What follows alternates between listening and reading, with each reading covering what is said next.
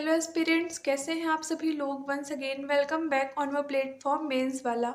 Hair this is Suchita Singh. I hope आप सभी बहुत अच्छे होंगे और आपकी पढ़ाई भी उतनी ही अच्छी तरह से चल रही होगी। ठीक है, तो देखिए, जैसा कि आप सभी जानते हैं कि हमने अपने सिलेबस के 3 टॉपिक मतलब भारत शासन अधिनियम 1919 और 1935, फिर संविधान सभा, मौलिक अधिकार, डीपीएसपी और एफडी, ये कुछ इंपॉर्टेंट टॉपिक्स थे जिनको हमने पढ़ लिया है। ठीक है, अब आज से हमने प्रीलिम्स के 4th टॉपिक मतलब कॉन्स्टिट्यूशन के पार्ट 5 जो कि द यूनियन है उस पर डिस्कशन करेंगे। ठीक है, द यूनियन पढ़ने से पहले आप ये समझें कि जो हमारी एमसीक्यू सीरीज़ है उसको भी आपको रेगुलर बेसिस पर फॉलो करना है। ठीक है, आप एक वीडियो एज अ डेमो देख सकते हैं।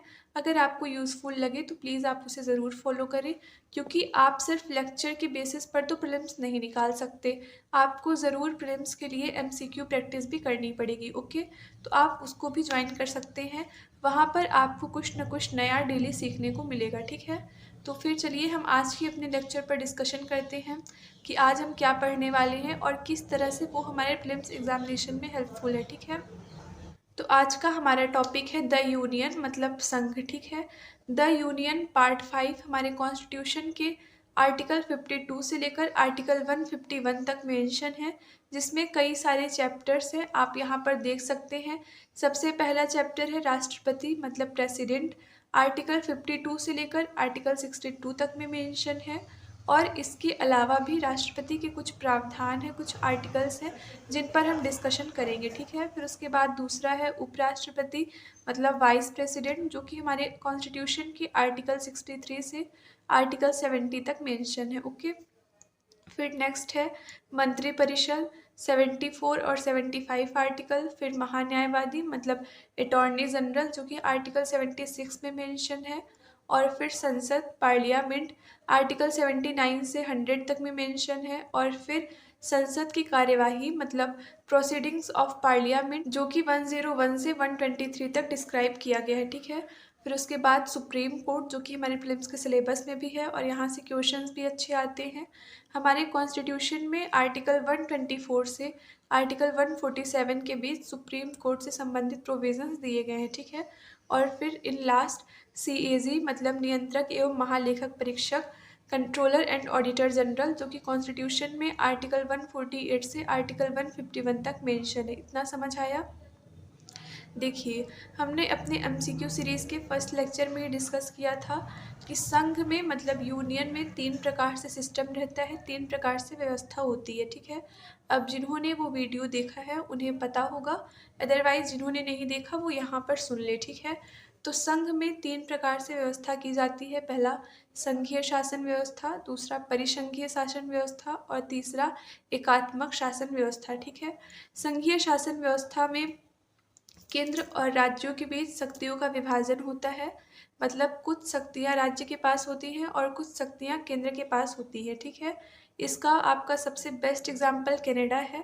कनाडा में आपको संघीय शासन व्यवस्था देखने को मिलेगी। ठीक है, फिर उसके बाद दूसरा है परिसंघीय शासन व्यवस्था, जहाँ पर केंद्र और राज्य दो अलग अलग इकाई की तरह कार्य करते हैं। ठीक है, मतलब केंद्र का अपना अलग अस्तित्व होता है और राज्य का अपना अलग अस्तित्व होता है। ठीक है, पावर से रिलेटेड इनके बीच कोई भी रिलेशन होता ही नहीं है।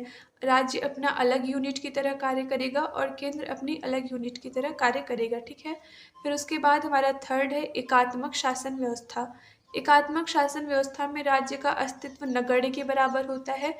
इसमें केंद्र प्रमुख मतलब शक्तिशाली होता है। ठीक है, और इसका सबसे बेस्ट एग्जाम्पल आपका यूके ब्रिटेन हो जाएगा। ओके, और अगर हम यही भारत की बात करें तो भारत में अर्धसंघात्मक शासन व्यवस्था अपनाई गई है। ओके, अब अर्धसंघात्मक शासन व्यवस्था क्या है आप उसे सुने। ठीक है, तो अर्धसंघात्मक शासन व्यवस्था बेसिकली उस शासन व्यवस्था को कहते हैं जिसमें न तो पूर्ण रूप से संघीय शासन व्यवस्था को अपनाया गया हो और न ही पूर्ण रूप से एकात्मक शासन व्यवस्था को अपनाया गया हो। ठीक है, मतलब मिक्सचर ऑफ बोथ। अगर हम भारत की बात करें तो भारत में सामान्य परिस्थितियों में संघीय शासन व्यवस्था चलती है, मतलब केंद्र और राज्यों के बीच शक्तियों का विभाजन कर दिया जाता है। ठीक है, लेकिन अगर यही हम इमरजेंसी की बात करें, आपातकाल की बात करें, तो इन कठिन समयों में, इन विषम परिस्थितियों में भारत एक एकात्मक शासन व्यवस्था को अपनाता है।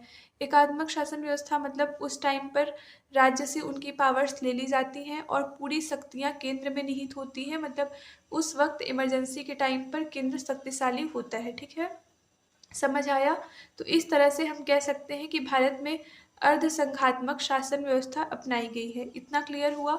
अब देखिए, अगर हम संघीय शासन व्यवस्था की बात करें तो इसमें भी 3 सिस्टम होते हैं, 3 तरह की व्यवस्था होती है, ओके।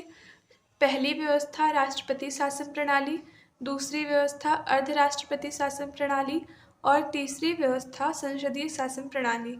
राष्ट्रपति शासन प्रणाली में बेसिकली जो राष्ट्रपति है, जो प्रेसिडेंट है, वो राज्य और कार्यपालिका दोनों का प्रमुख होता है, ठीक है। मतलब राज्य और कार्यपालिका दोनों का जो हेड है, जो प्रमुख है, वो राष्ट्रपति होगा, ओके। और अगर अर्धराष्ट्रपति शासन प्रणाली की बात की जाए तो अर्धराष्ट्रपति शासन प्रणाली में राज्य का प्रमुख प्रेसिडेंट होता है और कार्यपालिका का प्रमुख पीएम होता है, ठीक है।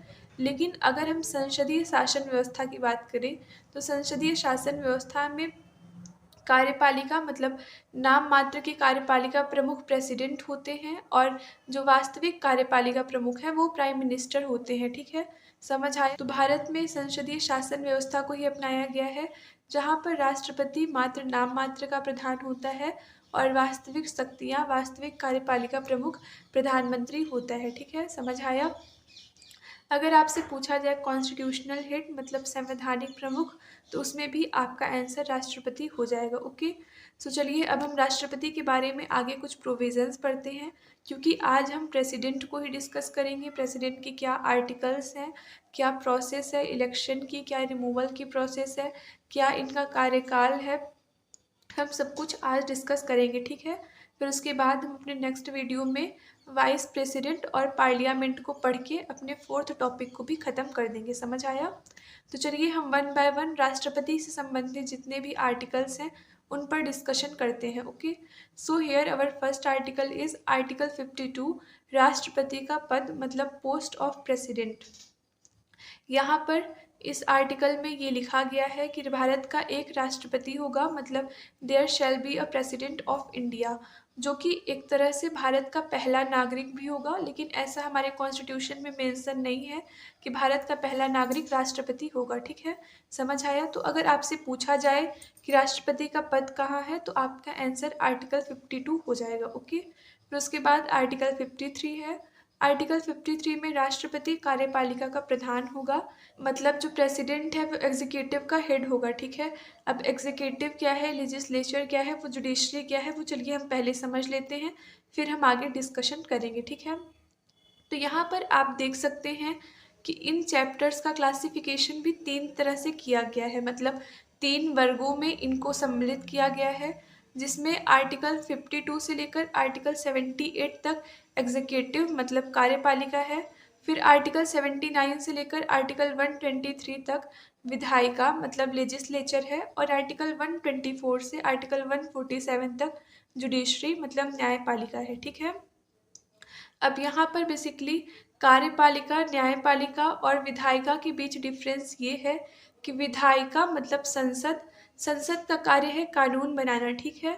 और प्रेसिडेंट हो गए मंत्रिपरिषद, महान्यायवादी, उपराष्ट्रपति, जितने भी कैबिनेट मिनिस्टर्स हैं, इनका काम है उन कानून को लागू करवाना, मतलब जो उन लॉ को एग्जीक्यूट करे, जो उन कानूनों को लागू करवाए, उनको कार्यपालिका के अंतर्गत सम्मिलित किया गया है, ठीक है।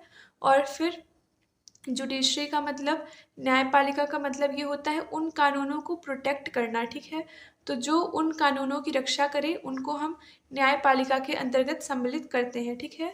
तो संसद कानून बनाएगी, मतलब विधायिका कानून बनाएगी, कार्यपालिका उनको लागू करवाएगी और न्यायपालिका उनका प्रोटेक्शन करेगी, ठीक है। इतना समझ में आया? चलिए अब हम वापस अपने टॉपिक पर चलते हैं। तो बेसिकली हम आर्टिकल 53 पर डिस्कशन कर रहे थे, जहाँ पर ये लिखा है कि राष्ट्रपति कार्यपालिका का प्रधान होगा, ठीक है। और वह अपने अधीनस्थ मतलब असिस्टेंट के माध्यम से अपनी शक्तियों का प्रयोग करेगा, ओके। और इसी आर्टिकल में ये भी मेंशन है कि राष्ट्रपति तीनों सेनाओं का प्रधान होगा, मतलब जैसे आप सभी जानते होंगे कि भारत में 3 सेना है, थल सेना, जल सेना, नौसेना, तो तीनों का प्रधान कमांडर राष्ट्रपति होगा। ठीक है, इतना समझ में आया। फिर उसके बाद फोर्थ आर्टिकल है राष्ट्रपति का निर्वाचन मंडल, मतलब कौन कौन से लोग राष्ट्रपति के निर्वाचन में भाग ले सकते हैं, ये आर्टिकल 54 पर मेंशन है। ठीक है, फिर उसके बाद आर्टिकल 55 राष्ट्रपति का निर्वाचन, मतलब राष्ट्रपति का निर्वाचन किस प्रणाली के माध्यम से होता है, ये आर्टिकल 55 में दिया गया है। ठीक है, देन आर्टिकल 56 राष्ट्रपति का कार्यकाल और पदत्याग, मतलब राष्ट्रपति कितने वर्षों तक अपनी पोस्ट पर रहेगा और अगर उसको अपना पोस्ट छोड़ना है या किसी तरह से उसको पदत्याग करना है तो उसकी क्या प्रोसेस होगी। ठीक है, फिर उसके बाद आर्टिकल 57 राष्ट्रपति का पुनर्निर्वाचन, मतलब री इलेक्शन ऑफ प्रेसिडेंट, जिसमें ये कहा गया है कि राष्ट्रपति का निर्वाचन कई बार हो सकता है, मतलब यहाँ पर कोई फिक्स लिमिट, कोई फिक्स नंबर नहीं दिया गया है कि राष्ट्रपति इतने से अधिक बार इलेक्ट नहीं हो सकता है। ठीक है, तो अगर आपसे क्वेश्चन पूछा जाए कि राष्ट्रपति अधिकतम कितनी बार इलेक्ट हो सकता है, तो आपका आंसर अनलिमिटेड या फिर अनकाउंटेबल टाइम्स हो जाएगा। ठीक है, फिर उसके बाद आर्टिकल 58 राष्ट्रपति पद के लिए योग्यताएं, मतलब qualifications for the post of president, जिसमें कुछ क्वालिफिकेशंस हैं, हम उन पर आगे डिस्कशन करेंगे। और देन आर्टिकल 59 राष्ट्रपति पद के लिए शर्तें। आप अभी इसे ध्यान से सुनते जाइए, हम वन बाय वन सारे आर्टिकल्स पर भी डिस्कशन करेंगे। ठीक है, अभी आप यहाँ पर एक ओवरव्यू लेके चलिए। फिर उसके बाद आर्टिकल 60 जिसमें राष्ट्रपति का शपथ और प्रतिज्ञान, मतलब ओथ ऑफ प्रेसिडेंट दी गई है। और फिर आर्टिकल 61 राष्ट्रपति की महाभियोग प्रक्रिया, इम्पीचमेंट प्रोसेस, जो कि बहुत ही ज़्यादा इम्पॉर्टेंट है। ठीक है, यहाँ से सीधे भी क्वेश्चंस आ सकते हैं कि राष्ट्रपति की महाभियोग प्रक्रिया किस आर्टिकल में दी गई है। ठीक है, तो आपका आर्टिकल 61 हो जाएगा। फिर उसके बाद आर्टिकल 62 से लेकर 70 तक उपराष्ट्रपति, मतलब प्रेसिडेंट के संबंधित प्रोविजंस दिए गए हैं। और फिर आर्टिकल 71 में राष्ट्रपति निर्वाचन संबंधी विवाद, सुप्रीम कोर्ट, मतलब अगर राष्ट्रपति के निर्वाचन संबंधी कोई विवाद है, कोई उसमें इशू है, तो वो सुप्रीम कोर्ट में देखा जाएगा। ठीक है, वो किसी और भी कोर्ट, मतलब हाई कोर्ट या कोई भी सब ऑर्डिनेट कोर्ट्स में नहीं होगा। जो भी राष्ट्रपति के निर्वाचन संबंधी विवाद है वो सुप्रीम कोर्ट में देखे जाएंगे। ठीक है, फिर उसके बाद आर्टिकल 72 जिसमें राष्ट्रपति की क्षमादान शक्ति दी हुई है, पार्डोनिक्स पावर ऑफ प्रेसिडेंट, ये भी बहुत इंपॉर्टेंट है। आपको प्रेसिडेंट के बेसिकली दो आर्टिकल्स तो कभी नहीं भूलने हैं। पहला इम्पीचमेंट, जो कि आर्टिकल 61 में दिया गया है, और फिर दूसरा क्षमादान शक्ति, जो कि आर्टिकल 72 में है। ठीक है, फिर उसके बाद आर्टिकल 85 सदनों का विघटन, मतलब लोकसभा का विघटन और इसी में सदन के जो सत्र हैं उनका बीच में निलंबन, स्थगन, ये सब भी दिया गया है। ठीक है, और फिर आर्टिकल 86 सदनों में अभिभाषण और आर्टिकल 87 राष्ट्रपति द्वारा सदनों में विशेष अभिभाषण। अब यहाँ पर आप देख सकते हैं आर्टिकल 86 और आर्टिकल 87 में क्या डिफरेंस है।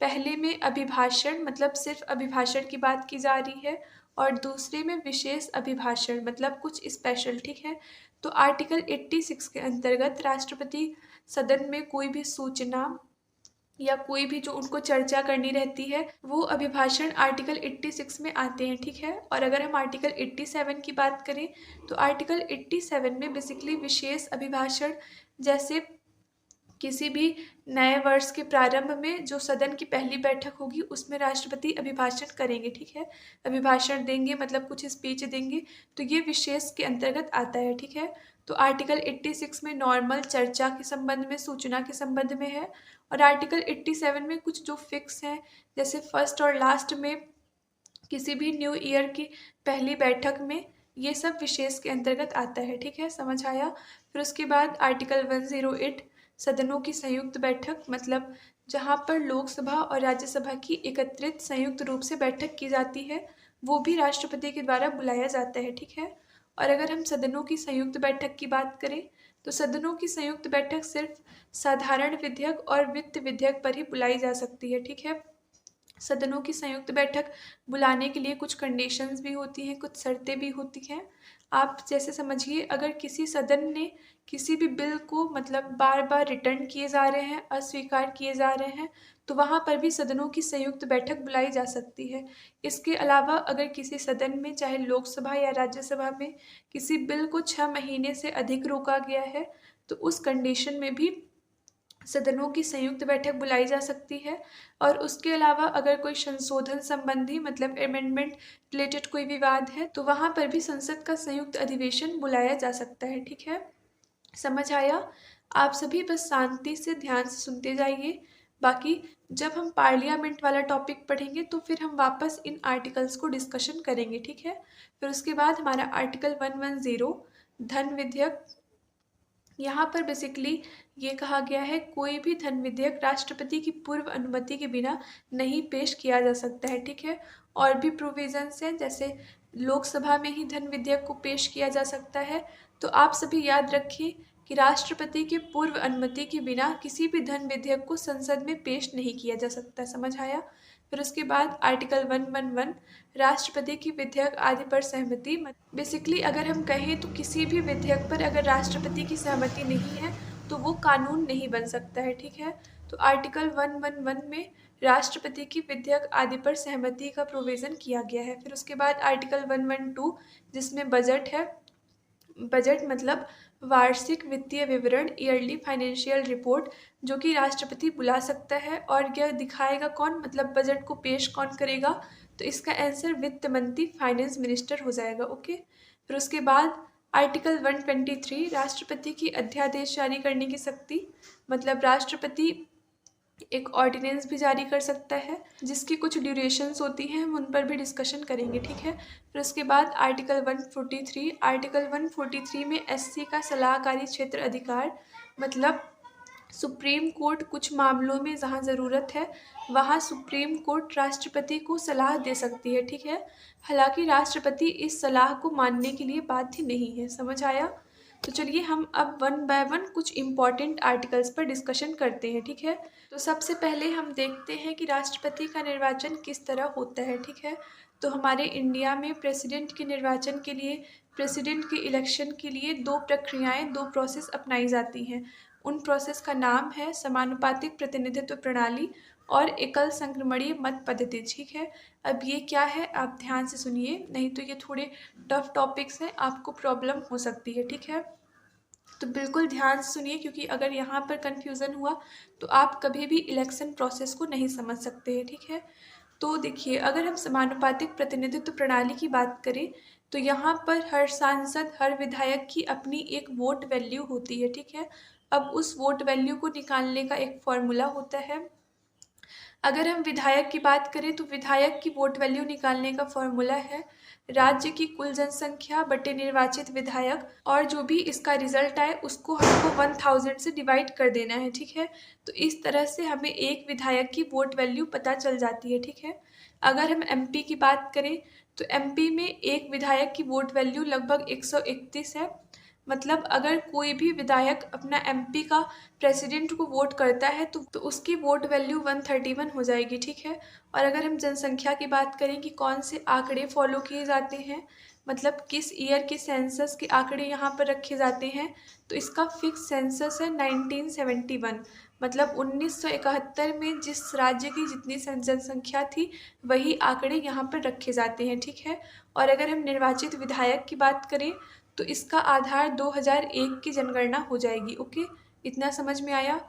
तो एमपी में 1971 के समय लगभग 30,30,16 कुछ इतना अप्रॉक्स जनसंख्या थी, और विधायक एमपी में 230 सीट फिक्स की गई है। ठीक है, अगर आप इनको डिवाइड करेंगे, फिर 1000 से डिवाइड करेंगे तो आपकी एक विधायक की वोट वैल्यू 131 आएगी। ठीक है, और अगर आप कुल विधायक मतलब एमपी में जितने विधायक हैं उनकी वोट वैल्यू निकालना चाहते हैं तो आप एक विधायक की वोट वैल्यू गुणे कुल सीट, मतलब 230 गुणे 131 कर देंगे तो आपकी कुल वोट वैल्यू भी निकल आएगी। ठीक है, समझ आया? फिर उसके बाद अगर हम सांसद के मत मूल्य मतलब वोट वैल्यू की बात करें तो सांसद के मत मूल्य का फॉर्मूला है सभी राज्य के मत मूल्यों का योग और निर्वाचित सांसद संख्या। जैसा कि मैंने बताया कि अगर आप एमपी के कुल विधायकों का मतमूल्य निकालना चाहते हैं तो आप 230 में 131 का मल्टीप्लाई कर दीजिए, ठीक है। तो इस तरह से आपके पास कुल जितनी भी मतमूल्य है निकल आएगा। तो उस तरह से सभी राज्य के मतमूल्य का योग, मतलब सभी जितने भी स्टेट्स हैं सभी का इस तरह से निकाल के ऐड करके उसके डिवाइड में जितनी भी सांसद संख्या है लोकसभा और राज्यसभा को मिला के उसको डिवाइड कर देना है, ठीक है। तो इस तरह से हमको एक सांसद का भी मतमूल्य पता चल जाएगा, ठीक है। तो इस तरह से कुछ प्रेसिडेंट इलेक्ट होते हैं, ठीक है। इतना समझ में आया। अब आप ये समझिए मत मूल्य कोई फिक्स नहीं होता है, मतलब अगर एमपी का 131 है तो ऐसा ज़रूरी नहीं है कि दूसरे राज्य का भी 131 हो। ये जनसंख्या पर डिपेंड करता है, वहाँ पर सीट पर डिपेंड करता है। जैसे अगर हम फॉर एग्ज़ाम्पल सिक्किम की बात करें तो सिक्किम की जनसंख्या कम है, ठीक है। तो वहाँ पर वोट वैल्यू मतलब एक विधायक का मत मूल्य सिर्फ 7 है, ठीक है। एमपी में 131 और वही अगर सिक्किम की बात करें तो सिक्किम में 7 है। और अगर वही हम यूपी की बात करें तो यूपी में एमपी के कंपेरिजन में ज़्यादा जनसंख्या है तो वहाँ पर वोट वैल्यू भी अधिक है। इतना समझ में आया। आई होप आप समानुपातिक प्रतिनिधित्व प्रणाली का मतलब समझ गए होंगे। अब चलिए हम एकल संक्रमणीय मत पद्धति देखते हैं, ठीक है। एकल संक्रमणीय मत पद्धति में बेसिकली आप इस तरह से समझे कि अगर आप वोट देने जाते हैं तो आप ऐसा नहीं है कि बीजेपी कांग्रेस सभी को वोट दे दे, ठीक है। आप कोई प्रायोरिटी भी नहीं बना सकते हैं कि हम चाहते हैं कि बीजेपी बने, अगर बीजेपी ना बने तो कांग्रेस बने। मतलब फॉर एग्जांपल हम चाहते हैं कि कांग्रेस बने, कांग्रेस ना बने तो बीजेपी बने। मतलब इस तरह से आप प्रायोरिटी के अकॉर्डिंग अपनी लिस्ट रेडी नहीं कर सकते हैं, ठीक है। लेकिन प्रेसिडेंट की इलेक्शन में ऐसा रूल होता है कि जो भी सांसद जो भी विधायक हैं वो अपनी प्रायोरिटीज़ के अकॉर्डिंग वोट दे सकते हैं। सपोज करें इलेक्शन में 4 लोग खड़े हैं ए बी सी डी। अब आप चाहते हैं प्रायोरिटी सेट करना, ठीक है। तो आप इस तरह से करेंगे, पहले ए को बनाओ, अगर ए भी नहीं बना तो सी को बनाओ, सी भी नहीं बना तो बी को बनाओ। तो ये होती है प्रायोरिटी, ठीक है, कि आपके लिए पहले कौन इम्पोर्टेंट है उसके बाद कौन इम्पोर्टेंट है। ओके, तो इस तरह से प्रायोरिटी सेट की जाती है, ठीक है। और अगर तब भी प्रेसिडेंट बनने के लिए आवश्यक मत मतलब राष्ट्रपति पद के लिए आवश्यक मत नहीं प्राप्त होते हैं तो जिसकी सबसे लास्ट रैंक है, मतलब जो कम से कम लोगों की प्रायोरिटी लिस्ट में फर्स्ट पोजीशन पर आया, उसको बाहर कर दिया जाता है, ठीक है। और फिर उन लोगों की प्रायोरिटी लिस्ट खोली जाती है जो कि जिस इंसान को बाहर किया गया है उसको फर्स्ट पोजीशन पर रखे थे। और फिर देखा जाता है कि उन्होंने सेकंड पर किसको रखा, थर्ड पे किसको रखा, और फिर एक बार रैंकिंग तैयार की जाती है, ठीक है। तो आई होप आपको प्रेसिडेंट का इलेक्शन प्रोसेस मतलब किस तरह से कोई भी राष्ट्रपति निर्वाचित होता है वो समझ में आ गया हो। अगर नहीं भी आया है तो कोई बात नहीं, आप इनको मेंस में भी पढ़ेंगे, हालांकि आपको यहाँ पर भी समझ आ जाना चाहिए, ठीक है। फिर उसके बाद राष्ट्रपति द्वारा की गई नियुक्तियाँ, मतलब प्रेसिडेंट कुछ अपॉइंटमेंट्स करते हैं, जैसे प्रधानमंत्री एजी मतलब नियंत्रक एवं महालेखा परीक्षक, मंत्री परिषद के सदस्य, राज्यपाल, मुख्य चुनाव आयुक्त एवं अन्य चुनाव आयुक्त, एजी मतलब ऑडिटर जनरल, यूपीएससी एवं वित्त आयोग के अध्यक्ष एवं सदस्य, और एससी एसटी पिछड़ा वर्ग आयोगों की नियुक्ति, ठीक है। तो ये कुछ अपॉइंटमेंट्स हैं जो राष्ट्रपति करते हैं। अगर हम राष्ट्रपति की पावर्स की बात करें तो राष्ट्रपति के पास कुछ शक्तियां भी होती हैं, ठीक है। जैसे कि कार्यपालिक शक्ति, न्यायिक शक्ति, विधायी शक्ति, वित्तीय शक्ति और आपातकालीन शक्ति, ठीक है। ये राष्ट्रपति की कुछ पावर्स हैं, कुछ शक्तियां हैं। तो कार्यपालिक शक्ति के अंतर्गत राष्ट्रपति ये सब नियुक्तियां करता है, ठीक है। फिर उसके बाद अगर हम वित्तीय शक्ति की बात करें तो वित्तीय शक्ति में फाइनेंशियल पावर्स में धन विधेयक आपने अभी ही पढ़ा, आर्टिकल 110 में बजट पढ़ा, तो ये सब वित्तीय शक्ति के अंतर्गत आते हैं, ठीक है। और अगर हम विधायी शक्ति की बात करें तो आपने पढ़ा संसद के सत्र, उनका सत्रावसान, विघटन, तो ये विधायी शक्ति के अंतर्गत आते हैं। ओके, और अगर हम न्यायिक शक्ति की बात करें तो आपने देखा सुप्रीम कोर्ट का सलाहकारी क्षेत्राधिकार, ये प्रेसिडेंट की न्यायिक शक्ति जुडिशियल पावर्स के अंतर्गत आते हैं। और आपातकालीन शक्ति तो आप सभी जानते ही हैं, आर्टिकल 352, आर्टिकल 356 और आर्टिकल 360 जो कि इमरजेंसी आपातकाल से रिलेटेड है, ठीक है। तो आप इन पावर्स को भी शॉर्ट में साइड में कहीं लिख लें क्योंकि नोट्स में ये मेंशन नहीं है। ओके, फिर उसके बाद चलिए हम प्रेसिडेंट के कुछ और इम्पॉर्टेंट आर्टिकल्स पर डिस्कशन करते हैं। ओके, सबसे पहला है राष्ट्रपति का निर्वाचक मंडल। जो कि आर्टिकल 54 में दिया गया है, ठीक है। यहाँ पर है लोकसभा एवं राज्यसभा के निर्वाचित सदस्य, राज्य विधानसभाओं के निर्वाचित सदस्य, दिल्ली एवं पुडुचेरी संघ राज्यसभा विधानसभाओं के निर्वाचित सदस्य, ठीक है। तो राष्ट्रपति के इलेक्शन में सिर्फ और सिर्फ निर्वाचित सदस्य भाग लेते हैं, ठीक है। अब वो कहाँ कहाँ के हैं आप वो देखिए, लोकसभा के, राज्यसभा के, राज्य विधानसभाओं के और दिल्ली और पुडुचेरी संघ राज्य विधानसभा के, ठीक है। अब देखिए आप सभी ये ध्यान रखिएगा कि राष्ट्रपति के निर्वाचन में राज्यसभा के 12 मनोनीत सदस्य भाग नहीं लेते हैं और किसी भी विधान परिषद के सदस्य भाग नहीं लेते हैं, ठीक है। तो इस तरह क्वेश्चन आ सकता है कि राष्ट्रपति के निर्वाचन में कौन भाग नहीं लेता है, ठीक है। तो सिर्फ और सिर्फ निर्वाचित सदस्य भाग लेते हैं, लोकसभा के, राज्यसभा के, राज्य विधानमंडल मतलब विधानसभा के और दिल्ली एवं पुडुचेरी संघ राज्य की विधानसभाओं के, ठीक है। तो आई होप आपको आर्टिकल 54 क्लियर हो गया हो। आर्टिकल 55 भी हमने पढ़ लिया है। फिर उसके बाद हमारा आर्टिकल 56 आता है, ठीक है। आर्टिकल 56 में राष्ट्रपति का कार्यकाल और पदत्याग दिया गया है। राष्ट्रपति का कार्यकाल 5 साल होता है और पदत्याग मतलब किन किन तरीकों से राष्ट्रपति का पद सीट वैकेंट रह सकती है, ठीक है। तो सबसे पहला है त्याग पत्र, मतलब राष्ट्रपति अपना पद त्याग पत्र के द्वारा भी कर सकते हैं, ठीक है। वो ये त्याग पत्र उपराष्ट्रपति को दे और उपराष्ट्रपति ये त्याग पत्र लोकसभा अध्यक्ष को सौंपेगा, ठीक है। फिर दूसरा है मृत्यु, मतलब डेथ, अगर किसी राष्ट्रपति की आकस्मिक मृत्यु हो गई तो भी उनकी पोस्ट, उनका पद खाली हो जाएगा, ठीक है। और फिर तीसरा है महाभियोग, इम्पीचमेंट, बहुत ही ज़्यादा इम्पॉर्टेंट है, ठीक है। महाभियोग शब्द का सबसे पहला उल्लेख आर्टिकल 56 के सब क्लॉज 3 में है और इसकी प्रोसेस आर्टिकल 61 में दी गई है, ठीक है। तो आप इसको नहीं भूलिएगा। महाभियोग राष्ट्रपति पर सिर्फ एक ही स्थिति में लगाया जा सकता है, वो है संविधान का अतिक्रमण, मतलब जब कोई भी राष्ट्रपति संविधान का वायोलेशन करेगा, संविधान का अतिक्रमण करेगा, तो उसी स्थिति में उस पर महाभियोग लगाया जा सकता है, ठीक है। और हमारे भारत की अगर बात करें तो भारत में आज तक किसी भी राष्ट्रपति पर महाभियोग की प्रोसेस कंप्लीट रूप से नहीं हुई है, मतलब किसी भी राष्ट्रपति को महाभियोग के द्वारा आज तक हटाया नहीं गया है, ठीक है। और यहाँ पर आप एक आर्टिकल और साथ में याद रख सकते हैं कि राष्ट्रपति का पद अगर किसी भी कारण से खाली होता है तो उसको 6 महीने के अंदर, मतलब उसको 6 माह के अंदर किसी न किसी को राष्ट्रपति बनाना कंपलसरी है, ठीक है। किसी न किसी को इन द सेंस कि इलेक्शन के द्वारा किसी को राष्ट्रपति के पद पर लाना कंपलसरी हो जाता है, ठीक है। इस पोस्ट को आप 6 महीने से ज़्यादा वैकेंट नहीं रह सकते, समझ आया।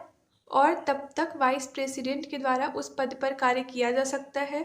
अगर वाइस प्रेसिडेंट भी नहीं है तो सीजीआई राष्ट्रपति के कृत्यों का निर्वहन करेंगे, ठीक है। इतना समझ में आया। और एक प्रोविज़न आप सभी याद रखिएगा कि अगर राष्ट्रपति का 5 साल कंप्लीट हो गया है तो भी वो अगले इलेक्शन तक अपने पद पर बना रह सकता है, ठीक है। इतना समझ में आया। फिर उसके बाद आर्टिकल 58 जिसमें राष्ट्रपति पद के लिए योग्यता मतलब qualifications for the post of president दी गई हैं, ठीक है। सबसे पहला है भारतीय हूँ, मतलब कोई भी जो राष्ट्रपति के चुनाव लड़ रहे हैं उनको भारतीय नागरिक होना चाहिए, ठीक है। ज़रूरी नहीं है कि वो जन्म से भारतीय हो, वो सिर्फ भारतीय नागरिक हो, चाहे फिर उन्होंने किसी भी तरह से नागरिकता ग्रहण की हो। फिर उसके बाद उनकी एज 35 ईयर्स होनी चाहिए, मतलब 35 वर्ष की उम्र वो पूरी कर चुके हों।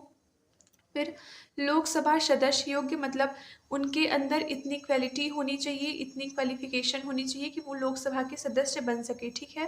फिर उसके बाद वो कोई भी लाभ का पद धारण नहीं कर रहे हों, मतलब अब अगर हम अपने कॉन्स्टिट्यूशन में बात करें तो लाभ के पद की कोई भी डेफिनेशन हमारे कॉन्स्टिट्यूशन में नहीं दी गई है, ठीक है। लेकिन लाभ का पद इन द सेंस आप ये समझें कि आप किसी भी सरकारी सुविधा का लाभ न उठा रहे हो, ठीक है। कल को आप सभी डीसी डीएसपी बनेंगे तो आप अगर ये सोचें कि आप उस पद पर रहते हुए प्रेसिडेंट का चुनाव लड़ लें तो ऐसा पॉसिबल नहीं है। आपको पहले अपनी पोस्ट छोड़नी पड़ेगी, फिर उसके बाद ही आप राष्ट्रपति का चुनाव लड़ सकते हैं, ठीक है। इसी के साथ आप एक आर्टिकल और याद रख सकते हैं जहाँ पर राष्ट्रपति पद के लिए शर्तें दी गई हैं, ठीक है। पहला है संसद या विधानमंडल का सदस्य नहीं, मतलब कोई भी ऐसा व्यक्ति जो कि राष्ट्रपति का चुनाव लड़ रहा है, वो संसद या विधानमंडल का सदस्य नहीं होना चाहिए, ठीक है। फिर उसके बाद नो ऑफिस ऑफ प्रॉफिट, मतलब कोई भी लाभ का पद नहीं। और थर्ड है वेतन भत्ते में कमी नहीं, मतलब जब तक कोई भी राष्ट्रपति अपने पोस्ट पर है तब तक उनके वेतन भत्ते में कमी नहीं की जा सकती है, ठीक है। उनको रहने के लिए सरकारी आवास भी दिया जाएगा, कुछ कर्मचारी भी दिए जाएंगे, और उनकी वेतन फिक्स है जो कि 5 लाख है, और पेंशन 1.5 लाख है, ठीक है।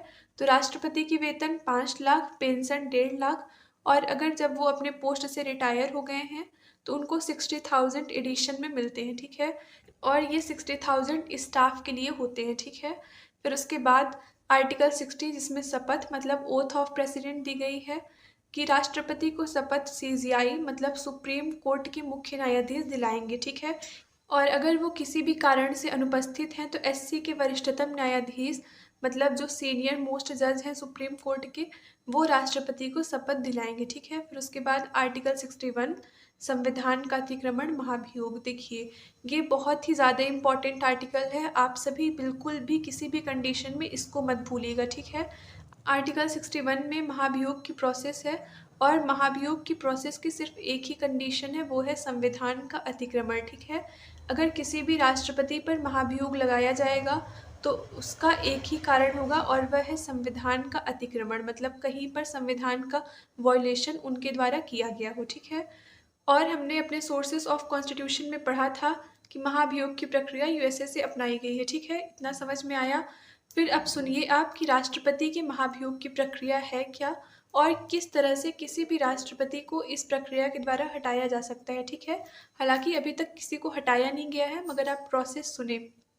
अगर किसी भी राष्ट्रपति के ऊपर महाभियोग की प्रक्रिया चलाई जाने वाली है तो पहले उसको 14 दिन पूर्व सूचना देनी पड़ती है, ठीक है। मतलब उनको एक लेटर लिखना पड़ता है जिसमें सदन के 1/4 सदस्यों का हस्ताक्षर हो, कि मतलब इतने लोग सहमत हैं कि राष्ट्रपति ने संविधान का अतिक्रमण किया है, इनको हटाना चाहिए, ठीक है। फिर वो लेटर राष्ट्रपति के पास जाता है, और अगर दोनों सदनों में लास्ट में ये प्रस्ताव 2/3 की मेजोरिटी से पास हो गया तो वो राष्ट्रपति अपने पद से हटा हुआ माना जाएगा, ठीक है। इसमें कुछ कमिटीज़ का गठन भी होता है, आप उसको मेंस में बहुत ही डिटेल में पढ़ेंगे, ठीक है।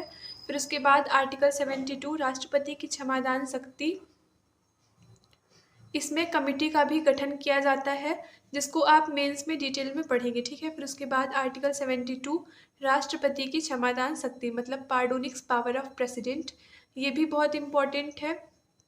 अगर हम राष्ट्रपति की क्षमादान शक्ति की बात करें तो राष्ट्रपति 5 प्रकार की क्षमादान शक्ति प्रयोग कर सकता है, ठीक है। पहला प्रविलंबन, दूसरा परिहार, तीसरा क्षमा, चौथा विराम, और पांचवा लघुकरण। और राष्ट्रपति सामान्यतः 26 जनवरी को ही ये क्षमादान शक्ति का प्रयोग करता है।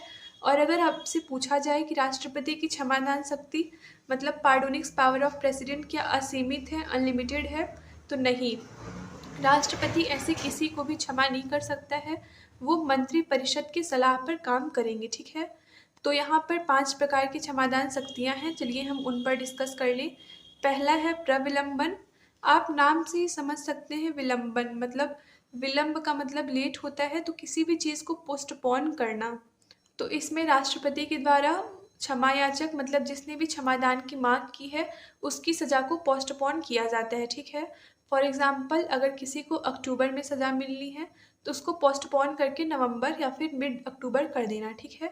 समझ आया। फिर उसके बाद दूसरा है परिहार, परिहार जिसमें दंड में कमी, मतलब अगर आपको 10 साल की सज़ा मिलनी है तो आपको 5 साल की सज़ा दे देना, तो ये परिहार में होता है, ठीक है। फिर उसके बाद क्षमा मतलब पार्डन, जिसमें आपको कम्प्लीटली फ्री कर दिया जाता है, आपको हर सज़ा से मतलब आपको अब किसी तरह की सज़ा नहीं मिलेगी, ठीक है।